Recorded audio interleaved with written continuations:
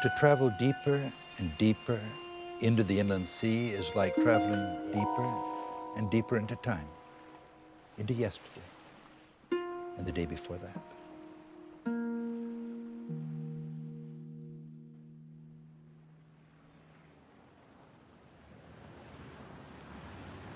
A journey is always something of a flight. You go to reach out, but you also go to escape. I'm going to see the islands and all they seem to promise, but at the same time, I'm going to escape the mainland and all that I know it contains.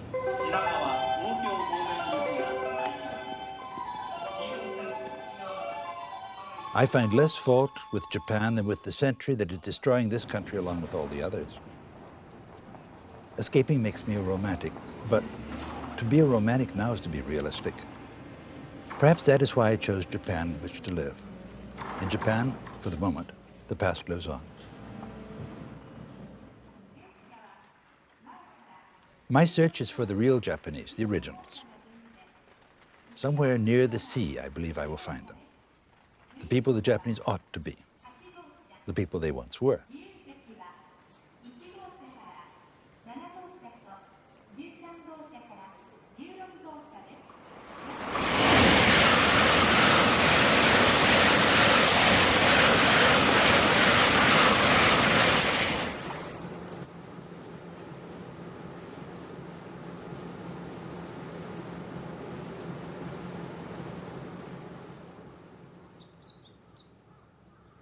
The inland sea, a lake-like body of water bounded by 3 of Japan's 4 major islands. By Japanese standards, it is big, or at least long. Stretched elsewhere, it would reach from Little Rock to Dallas. And it's narrow, like Japan, more a large river than a small sea. The Japanese call it Setonaikai, a sea within straits. It's long been just that, a mercantile route. Goods from Kyushu, the southern island, coming up to Osaka at the northern end of this sea. Goods from Tokyo shipped down to these island shores. The beauty of this inland sea is famous but disregarded. It has always been something to get across rather than merely to enjoy. It's been called the Aegean of the East, but there are differences. A castaway, given the choice between a Greek island and a Japanese island, would choose the latter. It looks like it would be a nice place to live. This islanded sea is extraordinarily beautiful, and part of its beauty is that it is passing. The modern mainland reaches out and converts each captured island into waste. Already fish, once so abundant, are leaving their annual paths, maintained for centuries, and are seeking clearer depths. The great bridges that will inundate all the islands with buses and motor cars are still only on the drawing boards, but in a few decades the ruin will be complete. But not quite yet.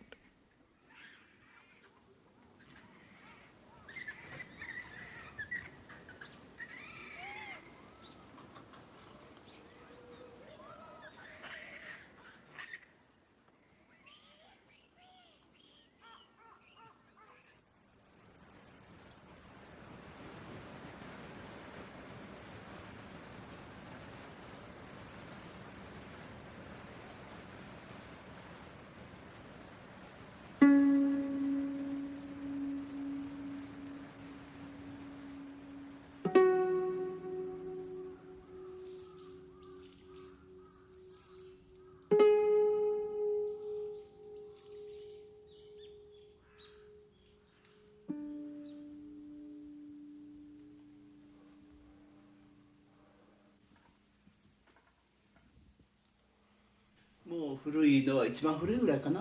昔のまま残ってるのは来年には、建て替えるんですけど、240年くらい前なんです。建立されたのが。修理をするにしてもお金でいうと1億円ぐらいかかるんですって。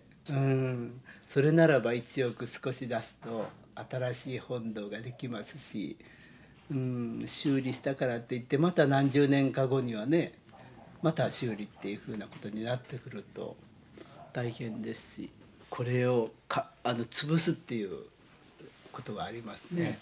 するとなんていうかな、大きな機械で潰すっていう方法をこの頃日本では取りますよね。それの方が安いわけですね、金額的に。人が例えば屋根の上に上がって瓦を落とすとか人力でするよりも機械でする方が経費が安くつくんですね。ですけれども僕としては取っておきたいから。でもそれは使えないと思いますけれども、あそこのちっちゃな門がありましたね。ああいうものなら建てられるんじゃないかな、これを取っておいてね。ですけど嫌がりますね。もう重機でわーっと潰してわーっと捨てに行きます。だからぼつぼつ取っていくっていうのは大工さんも嫌がるし経費もかかるし、だから今それは悩んでますけどね、どちらにするか。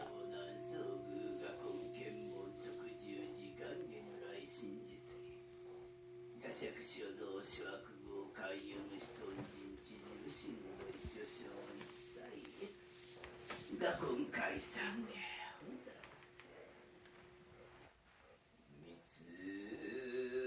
五人ほろ三下の門我ら三下す虫よりこの方。姉がいましたから、姉がシナトラが好きだって言うんじゃなくて映画が好きでしたからね、その影響だと思うんですけれども。オードリー・ヘップワーンの全盛でしたから、もうヘップワーンの映画はパリで一緒にから二層物語から緑の館とか10本以上見ましたかね。そんな頃に「ここより永遠に」っていうシナトラの映画がありました。なんかそれのシナトラが随分思い出に残ってて、それからの不安で、だからラジオから流れてくるそのサウスロードボーダーとっていうんでしょうね。ああいう映画やっぱり好きですね。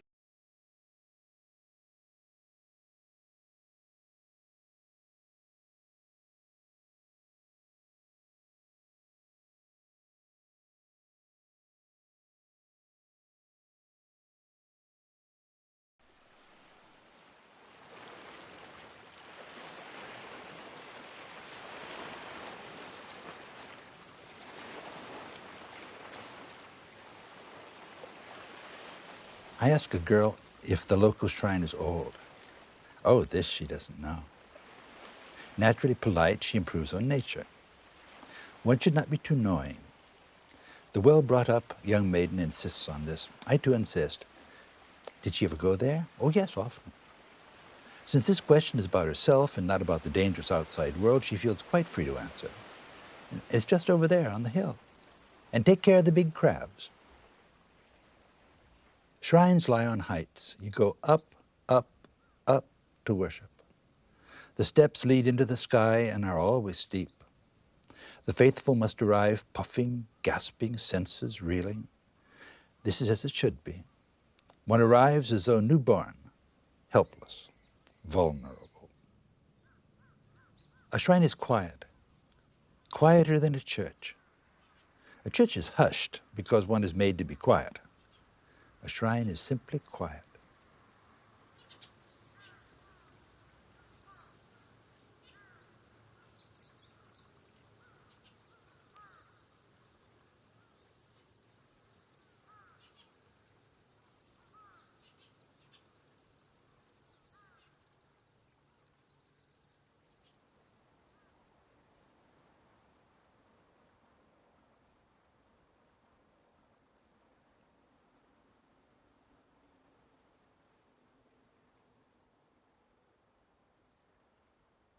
Shrine prayer is not communal prayer. It is solitary and spontaneous.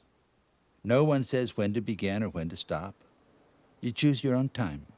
You speak to the gods as you might greet your hosts at a party.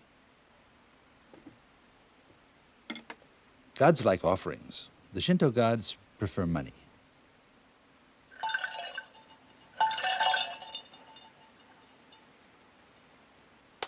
Also, Shinto is nature, or perhaps animism. Shinto is the only formal animistic religion left, and it's the true religion. It has roots deep in all of us. It inspires that feeling children know when the wind or a rock is made God for a week or a day. Its essence is unknown and unknowable, yet this unknown does not exclude us because we too are unknown.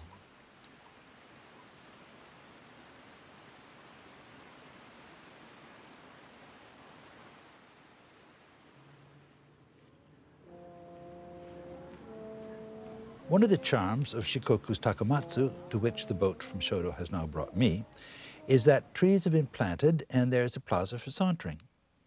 One rarely finds such a plaza in Japan. The general idea is that we Japanese are so busy that we have no time for strolling. In the same way, bars and coffee shops close at midnight because we Japanese are such early risers. In point of fact, the Japanese are almost Turkish in their love of a leisurely and aimless walk. And in the cities, they also rise later than any other people I know. And no one is ready for business until 10 in the morning. Takamatsu is different only in that it admits the Japanese fondness for strolling.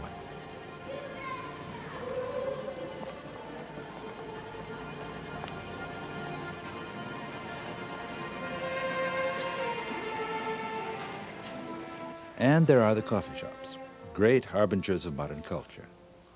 Here is where one first glimpses the foreign innovation that will shortly become Japanese.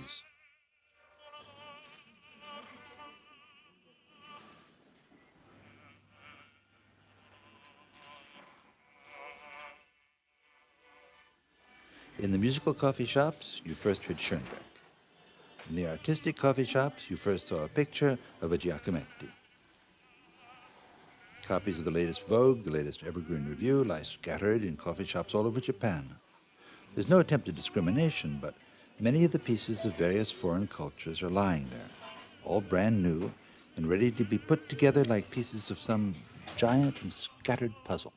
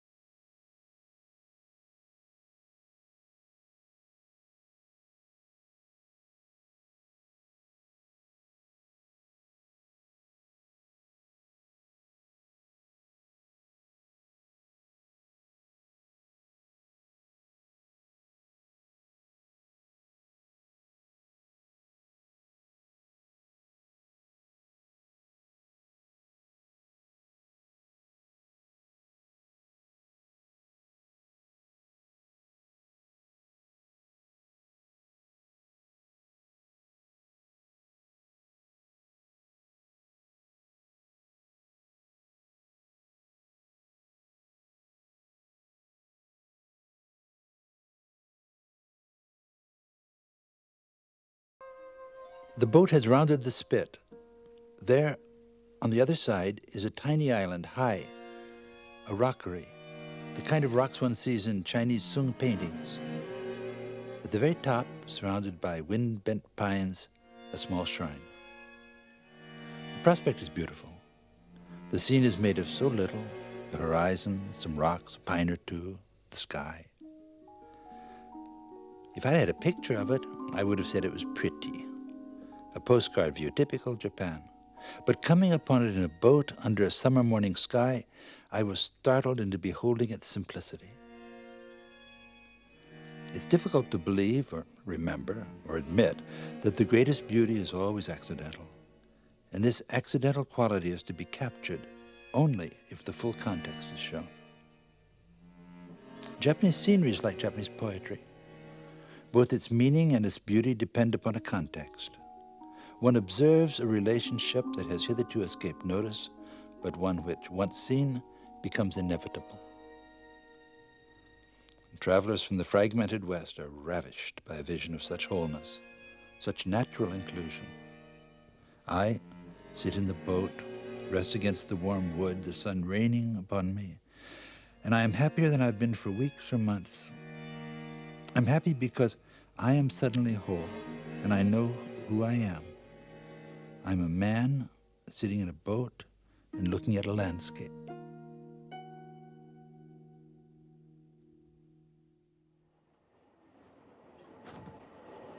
前世の時代は南の麓琴台屋島駅も海に囲われていました。 The next day, I decided to go and see Yashima. Here, toward the end of the 12th century, was fought one of the many battles between the Heike and the Genji clans, two enormous families that seem to have spent a third of the century chasing each other about in the complexities of Japanese history.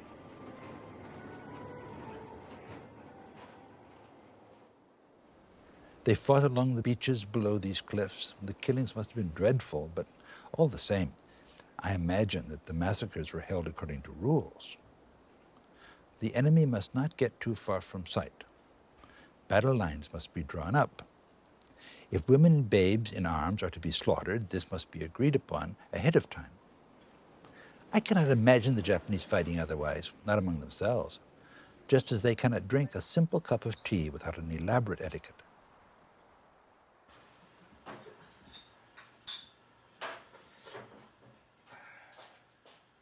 字を書くのは好きなの。子供の時からね、字を書くのはもう自分で好きだったから。まあこういう字いうのは大体こう練習すれば上手になることももうありますけどね。もともとこう持って生まれたそのいわゆる天文いうんですか、素質というんですか。例えて言ったら歌がね、いくらこう練習しても上手にならない人と。初めから歌でもこう持って生まれた人があるでしょ。だからこの字も幾分持って生まれたあれもあるからね。練習するわけ。それが練習している間にだんだんにこの自分のものになってくるの。最初はねこう真似するの。それが自然にこう自分のね腕の感覚でもうそれを体得するからね。生活にこんなの必要じゃないです。ただもうこういう地域にいるからね、時間がたくさんあるから自分の好きなことをしてる。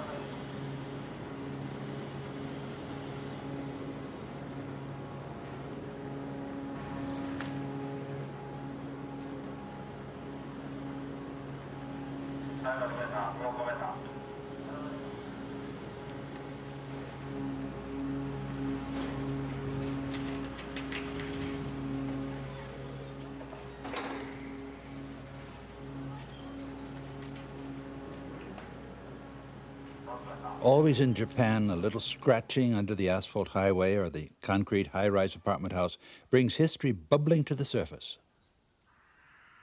One little port advertises something called Thumb Mountain, and there it is. Another has an 8-man rock. This is where, as indicated, a rock under which 8 men were somehow or other buried. And somewhere else, Kobo Daishi came, and since it was windy, put up a screen break of rocks, a titanic windbreak. Or back in Yashima, where its shape suggests its name, Flat-Roofed Island. In the waters surrounding Japan, there are 38 islands named Oshima. The man who counted them was a priest with apparently nothing better to do. He had only a small map. If he had had a larger one, he would have found more. Oshima means big island, though most of them are quite small. The one toward which my boat was carrying me was one of the smallest. I missed the boat I wanted to take and made the one I did not want and unwittingly took. So I arrived on an island, not on any map. It was the Oshima National Leprosarium.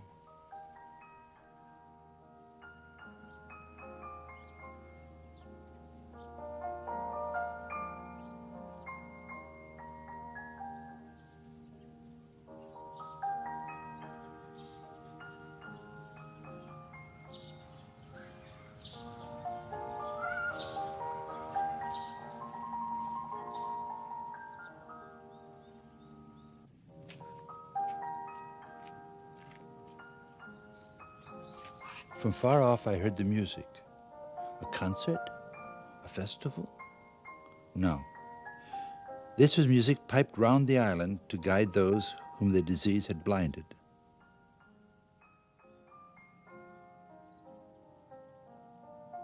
Lepers are sent to beautiful but inaccessible places like this, as if in compensation. Or perhaps, being sent so far away, they naturally live where man has not yet completely destroyed natural beauty.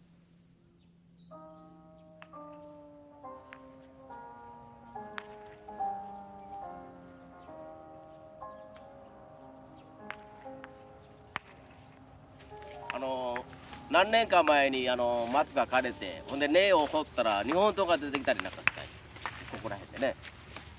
今回で松が弱ったところに来てね、虫がマトクイムシの虫が流行って、もうほとんど枯れたい。平家と源氏が戦って屋島へとこでね。ほんでそこで亡くなった侍を弔った弔ってそこに墓に埋めて、その松がこう今に残ってます。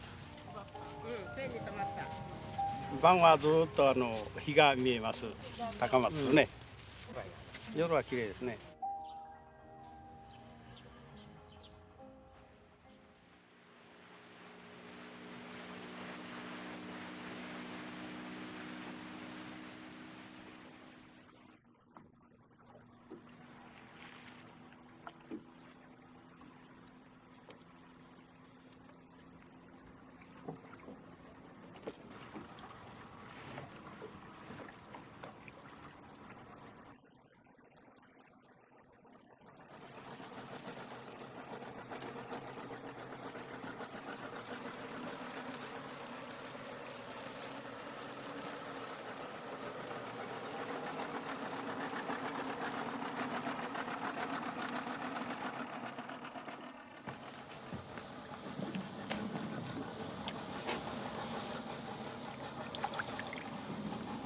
先祖は違うんですけれども、うちのおじいちゃんの代からずっと続けていくつもりです。僕はだからもう小さい頃からだから田舎で何にもないところですけれども自由がありますね、やっぱり。だからもう会社でもう上下関係なしで自分の好きなことが好きなようにできるからこの仕事をやってるわけで楽しいですよ。The Japanese are really a sea people. They're truly islanders. To see them hedged in their enormous cities is to see them unnatural. The sea, flat, a line between air and water, this is the true heritage of the Japanese, not the ancient castle, not the modern city.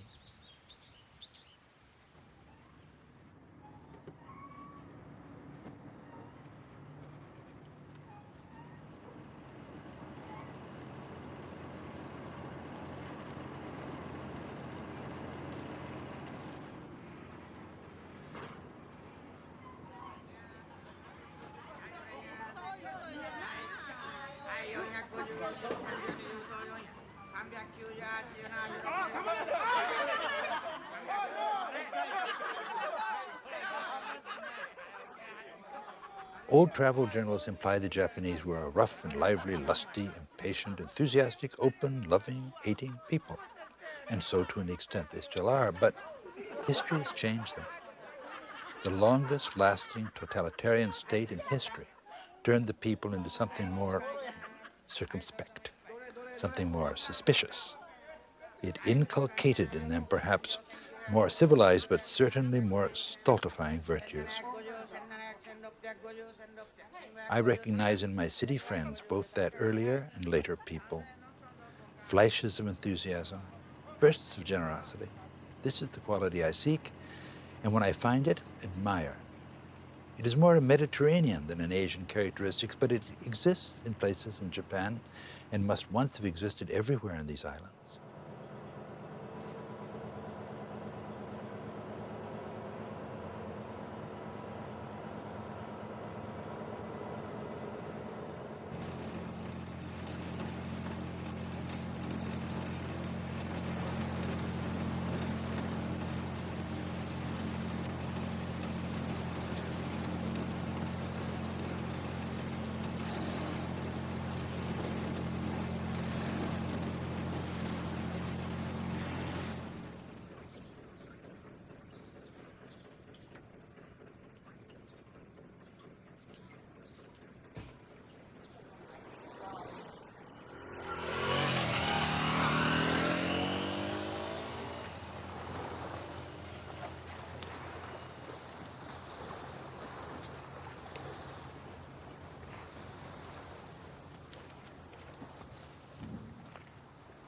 The people of the inland sea have been called backward, and so they are. Living in island towns, cut off from each other and the mainland, they know much of their own island and nothing of the next, though it is framed daily in their bay. A good catch of fish, the spring festival, such events evoke a feeling and response with which the mainland city dweller in Japan is now largely unfamiliar.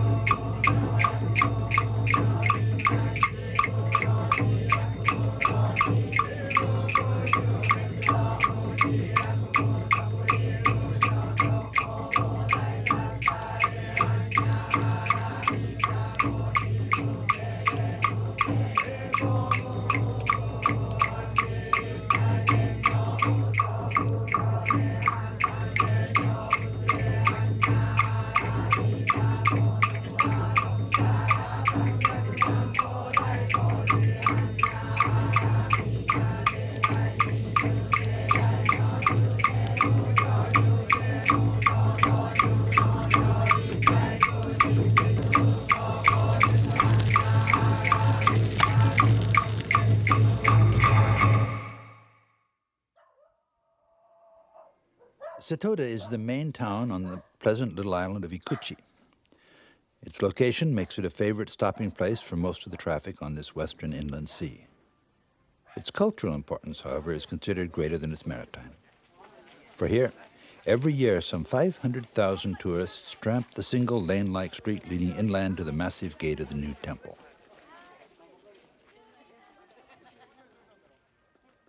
Here at Setoda in 1936, a large hill was leveled by a munitions manufacturer named Kozo Kanemoto to make room for a temple.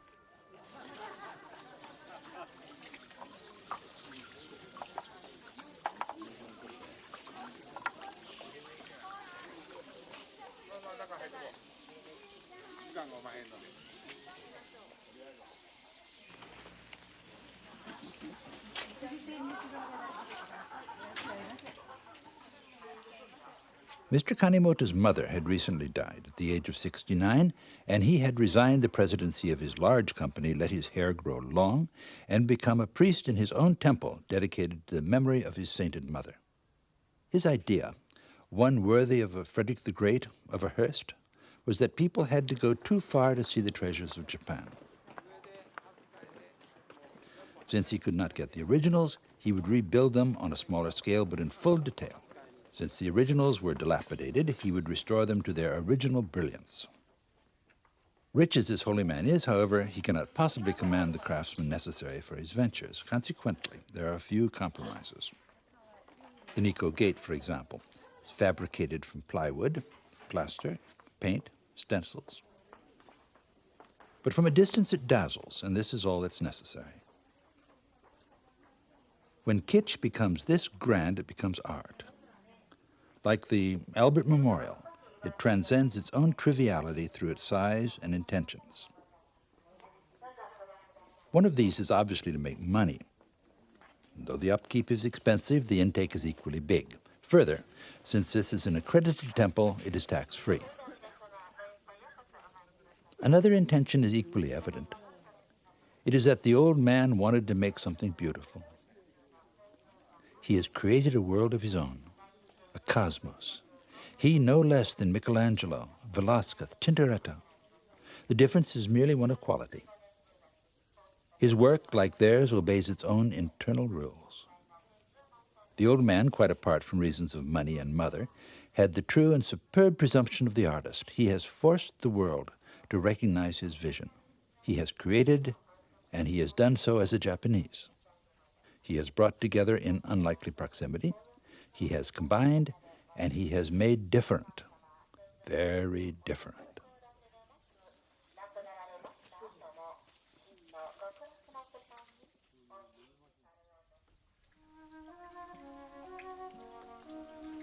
At times one becomes lonely. Usually, I make a distinction between being alone and being lonesome, a distinction Japan both fosters and observes. Today, however, I welcome loneliness. At such times, one feels very much the foreigner in Japan. I could have spoken to any number of people and been again assured of my being alive. Rather, I am silent, do not answer stares, give way to my emotions. I want to be unhappy, naturally I am. Yet, if there is one thing that Japan teaches, it is to distrust the emotions. They are, after all, ideas like any other. You can change your mood as you change your mind.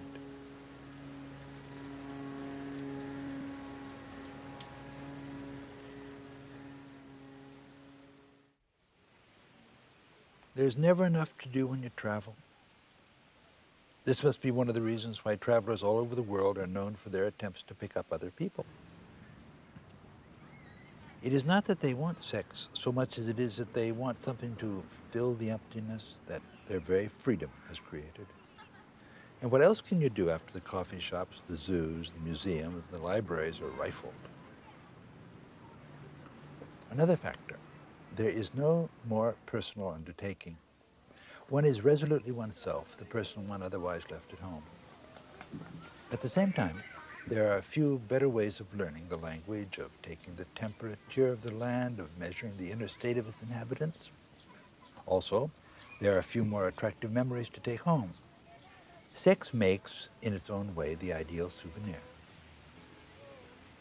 I hadn't really enjoyed much sex on my journey, but I was thinking of it in a way common to tired travelers. I wanted to have had sex.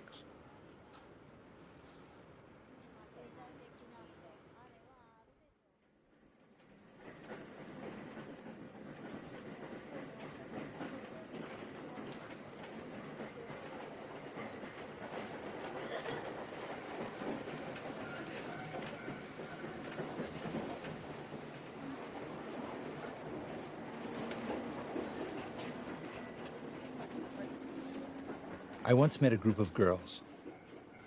They were 15 or so, that age when They are both adults and children, and shy. If old girls this age are shy, then Japanese girls are often more shy. I asked one what she'd do when she grew up. "Oh, I'll get married." I smiled and said it sounded romantic. "No, it isn't romantic. It was decided last year." The boy's father came to my father. It didn't even take 15 minutes. "Would you like him?" She nodded, looking out at the sea. "He's a nice boy. He works hard." In another 10 years, she would look like her mother, would have had several children. She would no longer be what she is now. She seems to have abdicated already. Just now, she's begun to discover what kind of a person she is. And she's abdicated, but she's not yet forgotten. She's still whole. But she will be forced to forget. She will be only the okusama, the wife, mother, the person inside or the person round and back, however you translate it. Her husband will do whatever he likes, and so will her children, if they're boys. And she will think that this is somehow right, and that it is always somehow right that she never gets to do anything she herself wants, and never again meets the person she is now. And soon she will make herself forget what it was like to be 15, with the whole world inviting.1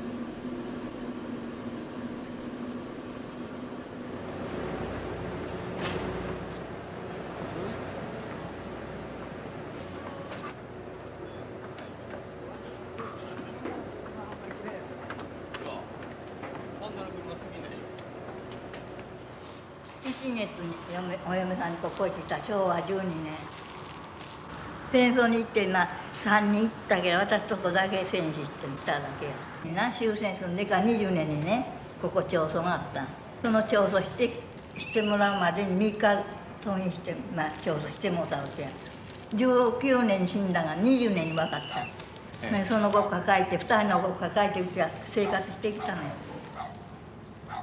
だから苦労しとんですよ新聞配達はね53年しとんのその子供の小さい時にその2番目の子を追ってねほいでね宮いであっちの宮ですよあそこまでこう肩げてね子供を追ってほいで魚売りに来よったそしたら山でしょそしたら子供を追ってですね全部担いとんですね上がったり降りたり上がったりして売れなかったら往復しといてまた往復してねそう生活してきたの私は男がないから。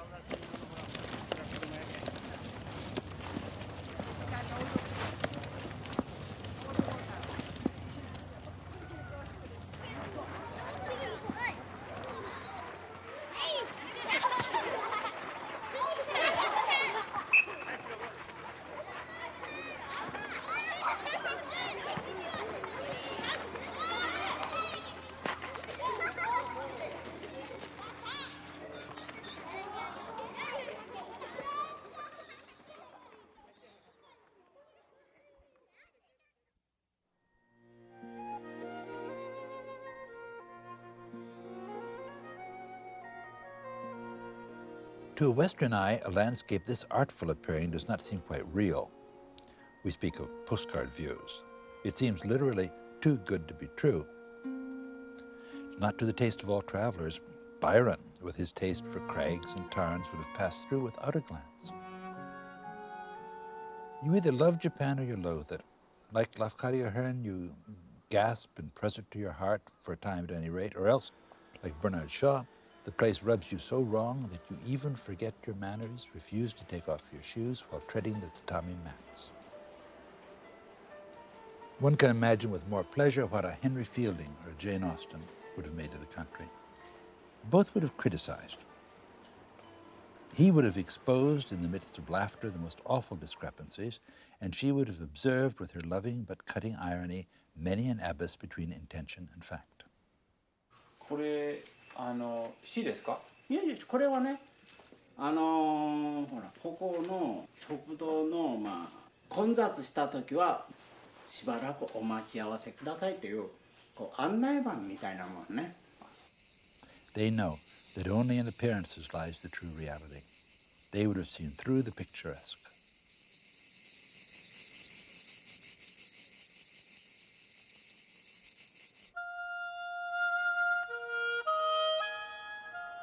Kure. I wake cold. The sheet, too hot last night, icy. I sit up, look out of the inn window. Autumn has come with the appalling suddenness that is its way in Japan. Those summer insects that sang beneath my window last night are now stretched on the underside of leaves, trying to escape from the cold earth with feeble claws. The hot, long summer is over.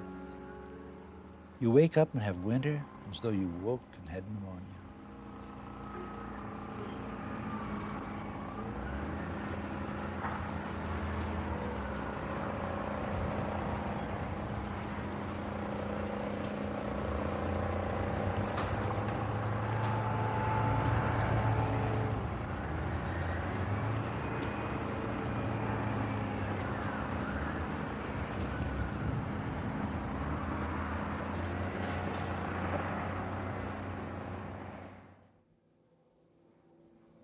My boat moves slowly from one tiny island to the next, away from Kure.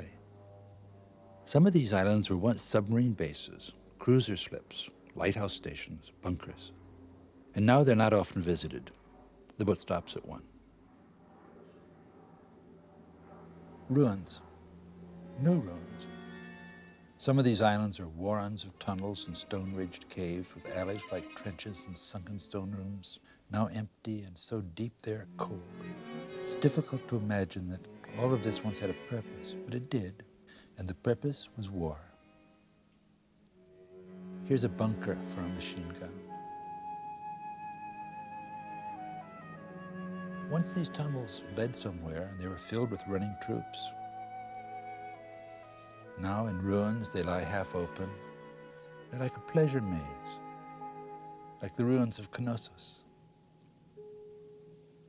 And there are the names scratched over the decades. Yamamoto Ichiro, a name like John Smith, who was a private first class. Watanabe Sumire, a post-war schoolgirl. And some sergeant who came from Council Bluffs, June 25th, 1946. There are other marks on the walls, too. Here an explosion has torn away the plaster, exposing the brick. There's a large red stain, but not blood. No one has that much blood. Must have been chemicals. Some of the walls are marked with fire, others with boredom. In some of the rooms, there's seaweed, now dried, crisp, powdering underfoot. Was the water ever this high, I wonder? The seaweed festoons the walls. An underwater ballroom, the first-class lounge of some great and sunken liner.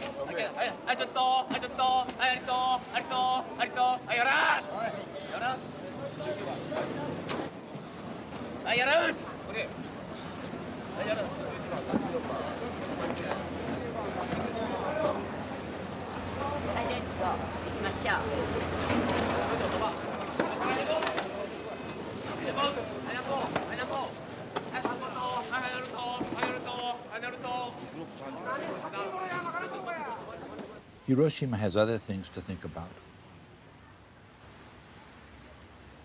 The park, the museum, the memorial statuary, the ruined promotion hall, they're all there. But the city is, after all, the largest in southern Honshu. It is too important to be merely a museum and memorial. It is now many things to many people, and few indeed must be those to whom it is just a city where the Americans dropped the first atomic bomb. Life, as the typically Japanese phrase has it, goes on. This is also one of the facts of death, that one forgets it. One may disapprove of oneself for forgetting, may have wanted to keep the fact green, tended it like a grave, but it's impossible. Life is too strong. Death loses on every occasion except one.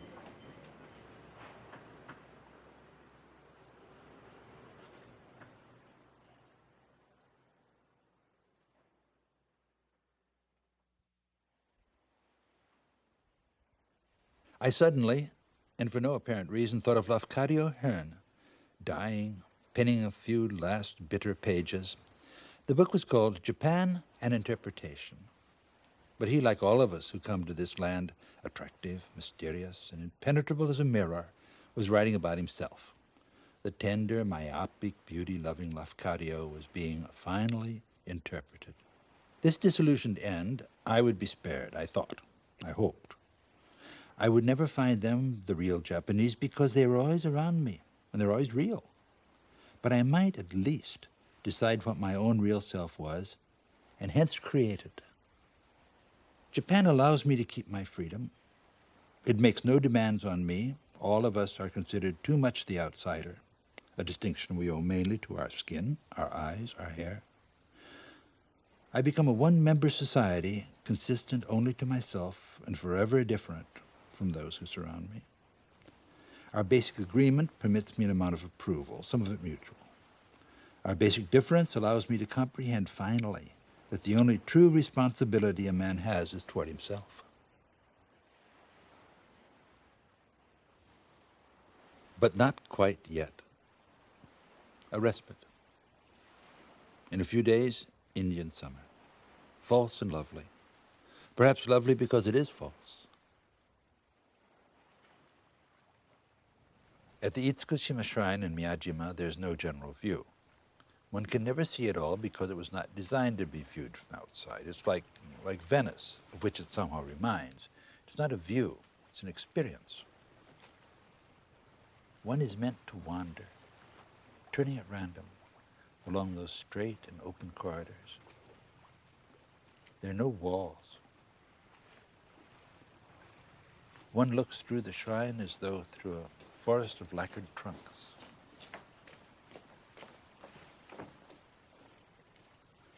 It is at the end of the inland sea, and it is, of course, very old.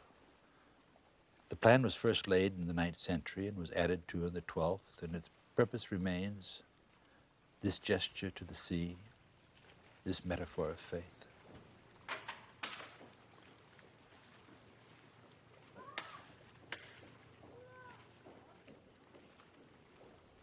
Japan is truly a sea country. Many of its most beautiful shrines face the ocean, and this, the most beautiful, opens directly upon it.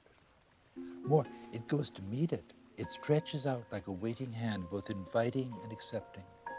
It is like a mudra, one of the positions of the hand of the Buddha, himself but one of the gods. The seaborne pilgrim is welcomed and enfolded.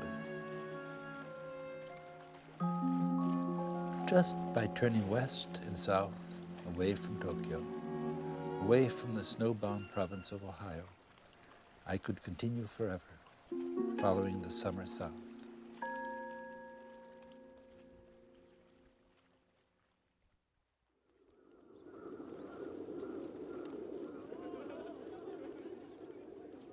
It has now been 30 years since these words were written. What is left of the inland sea, you've just seen. There's been some selective framing, a bit of shooting around, but not as much as might have been expected. And the things you feel rather than see are still there. In only a decade or so, the Japanese sense of difference will have perhaps disappeared, and with it will disappear, along with much that is jingoistic, insular, and certainly xenophobic, other precious Japanese qualities. One world is becoming a hideous possibility, and I wish to celebrate our differences for as long as possible. So, I can still say, as I said then, but not quite yet. Still, I hear they are building a bridge to the island of Tsu. Alas, to what now shall I compare myself?